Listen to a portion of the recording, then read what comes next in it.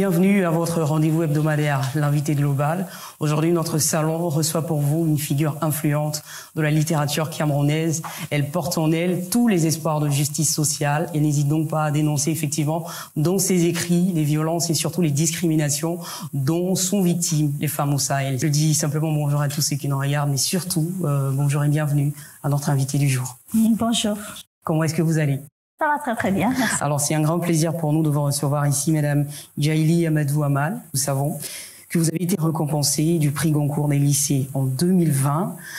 Est-ce que vous gardez toujours à l'esprit l'effet donc que vous avez ressenti le jour de la réception de ce prix? Eh bien, déjà quand on gagne un prix où il y a une reconnaissance internationale, bien entendu, ça fait plaisir, on est fiers. Il y a également un certain poids quand même, parce qu'on a surtout pour moi, peur que ça influence ma façon d'écrire, mes écrits futurs. J'avais peur également de ne pas avoir suffisamment de temps. Eh bien, je peux dire que tout va bien. Qu'est-ce qui vous a motivé, on va dire, donc à vous engager sur la voie de l'écriture? Pour moi, le fait d'écrire a été tout simplement, je peux dire, naturel.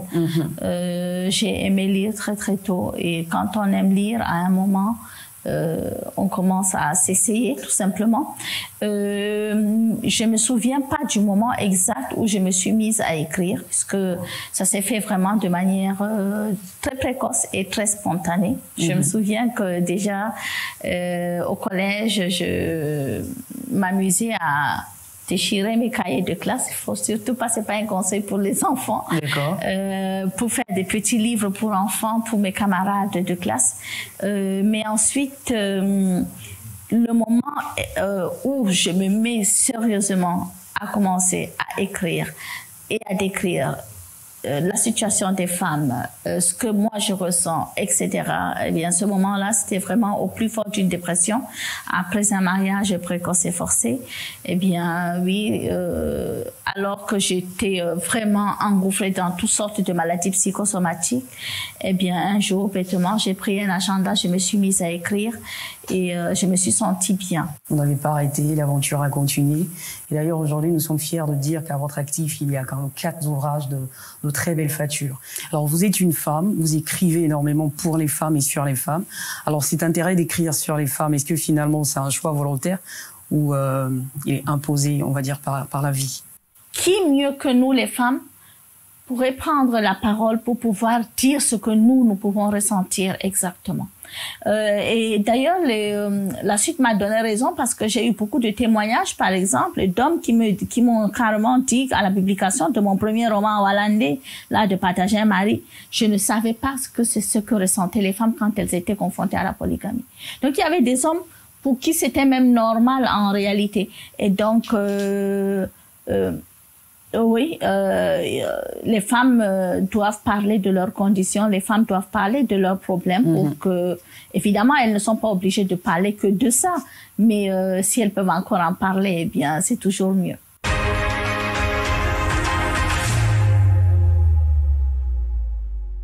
Les impatientes. Alors ce livre-là, c'est ce chef-d'œuvre en référence aux femmes qui vous a valu cette distinction et donc qui fait la fierté, voilà, des Africains.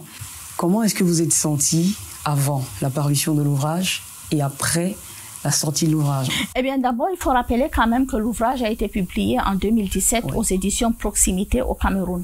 Comment je me suis sentie avant? Eh bien, comme je me sens à chaque fois que j'écris un roman, une fois que je mets le point final à mon manuscrit, le reste ne me regarde plus. Le roman va faire sa vie. Il peut avoir du succès, moins de succès, il peut avoir gagné des prix ou pas des prix, il va faire sa vie, il peut pleurer, ne pas plaire, il peut soulever même des polémiques. C'est pas mon problème en réalité. Moi, j'ai le sentiment d'avoir fait mon travail, uniquement mon travail, et ce qui me fait plaisir, c'est d'avoir l'impression et le ressentir au plus profond de moi que j'ai fait ce travail-là bien. En tout cas, c'est un très joli parcours, hein. Une très belle histoire qui a surtout ce livre-là.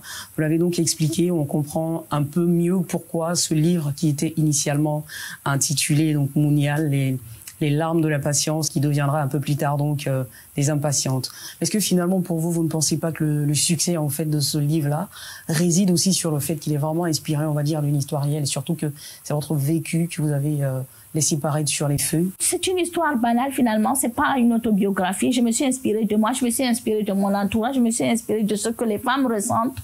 Et finalement, elles se reconnaissent toutes dans ce roman. Le livre, vous le sortez, il va suivre son cours normal simplement. Et il y aura un peu sa vie. Et d'ailleurs, vous n'êtes pas la mère d'un seul bébé. Hein. Il y a les impatientes, c'est vrai, mais il y en a également d'autres. Vous avez aussi Walande, l'art de partager un mari. Vous avez également sorti Mysterijo. Mysterijo. Mysterijo. Je veux vraiment prononcer avec l'accent peul en fait. Hein. Donc... C'est raté là. Moi, j'imagine un peu comme si on se retrouvait en fait dans une famille où on a la maman qui a ses 4 enfants. Est-ce que finalement, il n'y a pas ce sentiment de dire que j'ai une préférence ou à vos yeux, les livres, ils se valent tous de la même manière? Vous voulez vraiment que je vous dise la vérité? Vraiment, vraiment? Oui, vraiment. Mon meilleur roman, je ne l'ai pas encore écrit. D'accord. Tant que je me dis ça, eh bien, je suis motivée. Toujours. À fond. Dès que vous prenez la plume, l'inspiration coule à flot, ou par moments il y a des breaks, et puis quand l'inspiration revient, vous y remettez à nouveau. Je ne fais jamais de plan. Il y a des auteurs qui font un plan, qui savent. Moi, quand je commence un livre, je sais, j'ai un thème, et puis c'est tout. Je sais jamais comment ça commence, je sais pas comment ça va se terminer. J'ai pas de plan. J'y vais au feeling. Et puis généralement, voilà, c'est une méthode qui me va finalement. Oui. Parce que voilà. Et ça reste toujours des moments d'intense plaisir. Vous n'êtes pas juste auteur, vous êtes également à la tête de l'association Femmes du Sahel. Je rappelle que c'est une association justement qui œuvre pour l'éducation, le développement de la femme dans le Nord Cameroun. Et cette association a été créée donc en 2012. Après une décennie d'existence effectivement de cette association, est-ce que vous pensez les objectifs de départ, ils ont été atteints? Eh bien, quand on crée une association, évidemment, il n'y a pas un moment où on dit oui, c'est bon, j'ai fait le travail, ça y est, c'est fini, quoi. Pour ma part, après la publication de Walande, je me suis retrouvée là, presque essoufflée, en me disant, et ensuite, qu'est-ce que je fais? J'ai brisé les tabous, je suis allée à l'encontre de tout. J'ai parlé de sujets dont il ne faut pas parler. Mais concrètement, il y avait une insatisfaction. Je me disais concrètement, qu'est-ce que je fais pour changer vraiment les choses? Bien sûr, j'ai déjà dénoncé, mais il ne s'agit pas juste de dénoncer. Quel exemple, moi, je donne pour pouvoir justement faire changer les choses? Donc, il faut avoir des actes, vraiment des actions palpables. Voilà. Et puis, dans la foulée, j'ai été invitée par l'ambassade des États-Unis à suivre un programme de leadership. Aux États-Unis sur la société civile et comment ces sociétés civiles peuvent changer la vie des femmes, que ce soit par le biais donc de cette société civile ou de la politique, ou du social, ou de la culture, etc. Et donc là, pour moi, ça a été un tic et j'ai décidé de créer l'association Femmes du Sahel qui a 2 volets qui, pour moi, me semblent essentiels. Le volet éducation et le volet développement. Éducation dans le sens où il faut inscrire les filles à l'école, il faut travailler sur cette éducation des filles comme vecteur de développement. Et puis ensuite, le développement, c'est-à-dire tout simplement encourager les femmes à avoir des activités génératrices de revenus. Je fais également beaucoup de campagnes de sensibilisation avec les membres de l'association sur l'importance de l'éducation, l'importance pour les filles de continuer leurs études le plus longtemps possible et d'obtenir le diplôme, et puis comment se prémunir des violences, et notamment le mariage précoce et forcé, le harcèlement sexuel, etc.